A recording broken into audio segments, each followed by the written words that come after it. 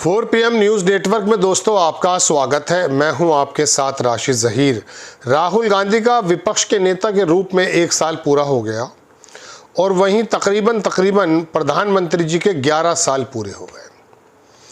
थोड़ा सा जायज़ा ले लीजिए कि विपक्ष की भूमिका, नेता की भूमिका राहुल गांधी ने कैसे निभाई और 11 साल से प्रधानमंत्री की भूमिका अंतर्राष्ट्रीय स्तर से लेकर देश के अंदर किस प्रकार की निभा रहे हैं। राहुल गांधी विपक्ष के नेता बने, उनको 10 में से कितने नंबर देने वो तो आप जानिए, लेकिन मैं आपको ये बताना चाहता हूँ कि कांग्रेस के लीडर ना होकर विपक्ष का नेता बनकर जब उस आदमी ने लोकसभा के अंदर, लोकसभा के बाहर, देश के अलग अलग जगहों पर जिस प्रकार से मोर्चा संभाला वो देखते बनता है। और उनकी काबिलियत का अंदाज़ा इसी बात से लगाया जा सकता है कि प्रेस कॉन्फ्रेंस के साथ साथ, प्रदेशों के दौरे के साथ साथ जब लोकसभा में बोले तो विपक्ष का नाम लेकर बोले, कांग्रेस के नाम लेकर बहुत कम बोले।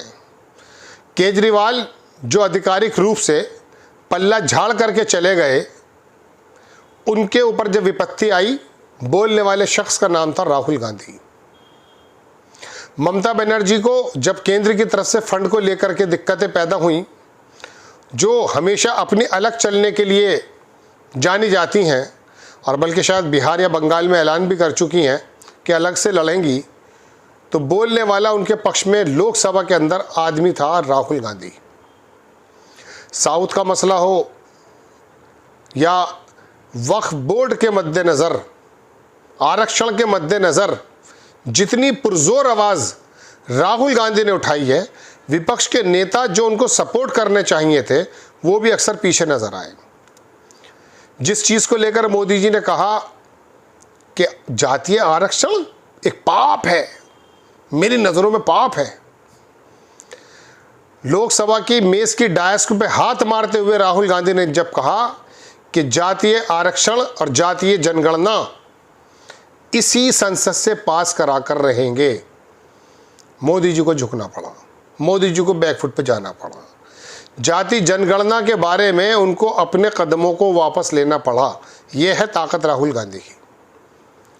जब वक्फ बोर्ड के मसले में बहुत सारे लोग बोलते हुए हिचक रहे थे कि ये मुसलमानों का मसला है, हमसे यादव, हमसे दलित, हमसे ठाकुर, हमसे बनिए छूट ना जाएं, राहुल गांधी ने चिंता किए बिना वक्फ बोर्ड की जिस तरह से मैं कह सकता हूँ सरपरस्ती करते हुए बोले, वो भी देखते बनता है। प्रेस कॉन्फ्रेंस किसकी और मोदी जी पर अटैक, नरेंद्र सरेंडर करने वाला व्यक्ति का नाम राहुल गांधी। 1 साल में उस आदमी ने बता दिया कि मछली के बच्चे को तैरना नहीं सिखाया जाता। आप किसी रूप में आइए, ढोंगी बनिए, चोले बदलिए, आपकी हकीकत देश को मालूम है।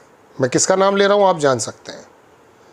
ये बात दीगर है कि धर्म के चोले में आपको पहचानने में थोड़ा देर लग रही है, लेकिन राहुल गांधी बेखौफ, उसकी पार्टी के लोग भी कई सारे मुद्दों पे उसके साथ खड़े नज़र नहीं आए और कहा ये मुद्दा नहीं चलेगा, लेकिन चूंकि मुद्दा लोगों का था तो लगातार उठाता रहा वो शख्स, जैसा कि आरक्षण का मुद्दा। दोस्तों बात यह है कि लंबी फहरिस्त है। देश में और विदेश में जिस प्रकार की प्रदर्शन राहुल गांधी ने विपक्ष के नेता के रूप में किया, बिखरने से तो रोक नहीं पाए वो विपक्ष को, चूँकि अपने अपने छोटे छोटे मकसद पर लगे हुए हैं, केजरीवाल हो या ममता बनर्जी। लेकिन जब लोकसभा में बात आई तो वो एक साथ बोले। शरद पवार अलग राग अलापते रहे, लेकिन वो आदमी बोलता वही रहा।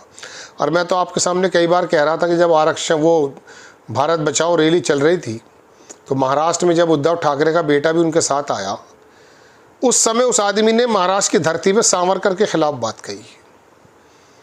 ये राजनीति के एतबार से लोग कह सकते हैं बेवकूफ़ी की बात है, लेकिन उसकी ईमानदारी, उसकी सच्चाई का वो है कि जो बात गलत थी वो महाराष्ट्र में भी गलत है, अपनी यात्रा के दौरान भी गलत है, यात्रा से पहले भी गलत है, देश के किसी और हिस्से में भी गलत है।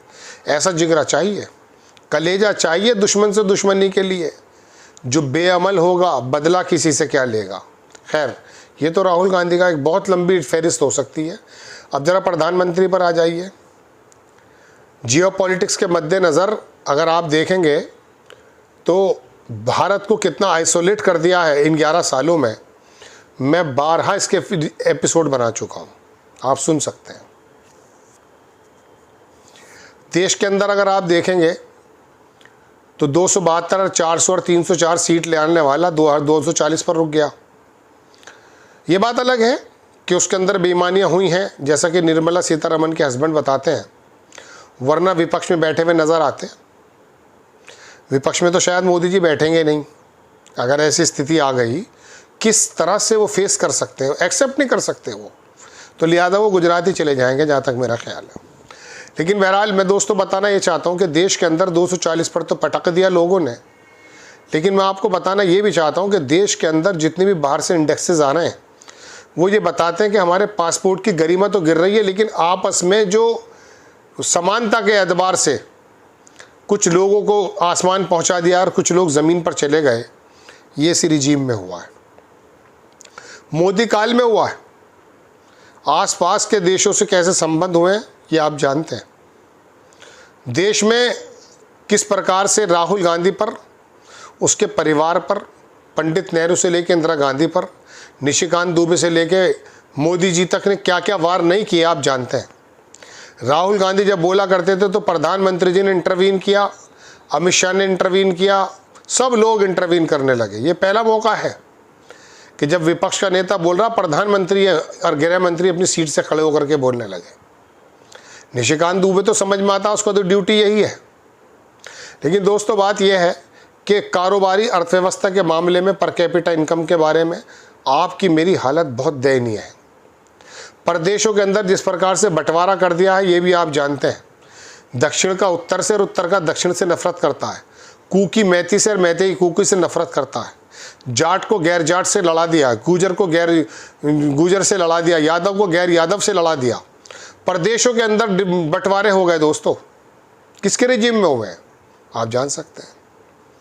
ऐसे समय में दोस्तों समीक्षा तो बनती है कि 11 साल बनाम 1 साल, राहुल गांधी का 1 साल और प्रधानमंत्री के 11 साल, आप कंपैरिजन कर लें कि उस आदमी ने विपक्ष के मुद्दों को अपना मुद्दा समझते हुए लोकसभा के अंदर किस प्रकार से उठाया, आम जन से मुलाकातें की, लोगों के पास गए, प्रदेशों के दौरे किए, प्रेस कॉन्फ्रेंसेस की। एक प्रेस कॉन्फ्रेंस ही कर लेते Modi ji. Wall street journal की एक लड़की अमेरिका में सवाल कर गई थी, होश उड़ गए थे जनाब।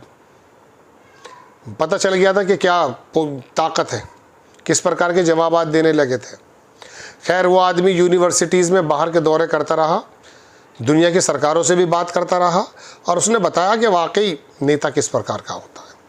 आपको खबर अगर अच्छी लगती है बराए करम चैनल को सब्सक्राइब भी करें, शेयर भी करें। नेक्स्ट टाइम में किसी खबर के साथ हाजिर होता हूँ। जय हिंद।